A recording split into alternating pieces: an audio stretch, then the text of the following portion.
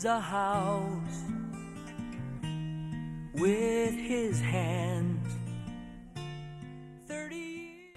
Did you become a funeral director out of passion, out of an opportunity? What drove you there? What brought you to it? Well, as a child, I always wanted to be a funeral director, and my father would say, "Why on earth do you want to be one of those?" We can't really blame your father. Right. Tell me about what your job entails, even though I guess most people know it. What is your day-to-day in funeral directing now? Well, day to day is I go to work at 8 o'clock in the morning, and if something had happened during the night, if someone passed away, then I would have done the home removal with somebody or at the nursing home or hospital.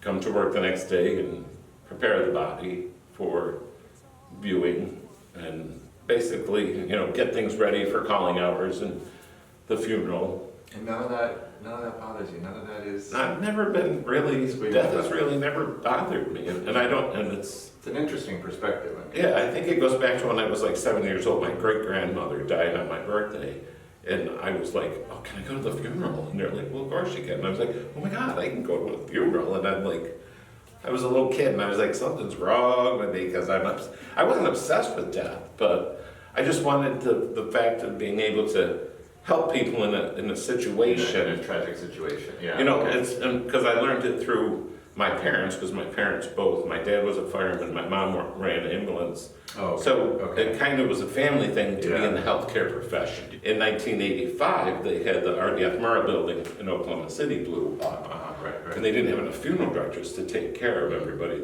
So they came up with a team that would go and help families through major disasters. Yeah. So I said, well, yeah, I'll fill out the application. I said, I'll probably never get hired. So I filled that out in 1986, and in 1987, on July 3rd, I was hired, and on July 17th at 7:31 p.m., TWA Flight 800 fell out of the sky, and it was my first deployment. To this day, I still remember 7:31 p.m. Eastern Standard Time. Anderson Cooper, he was like his first news break. Yeah.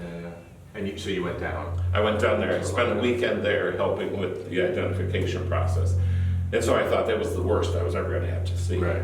And then, of course, September 11th, 2001, 9/11, my phone rang at 20 after 4. Mike, it's Joe Knoll. As you know, there's a disaster in New York City. Can you come? I said, I'm packed. I'm ready to go. Where do you want me to fly out of? He goes, there's no flights. You got to drive. So I got in my truck and I drove to the city.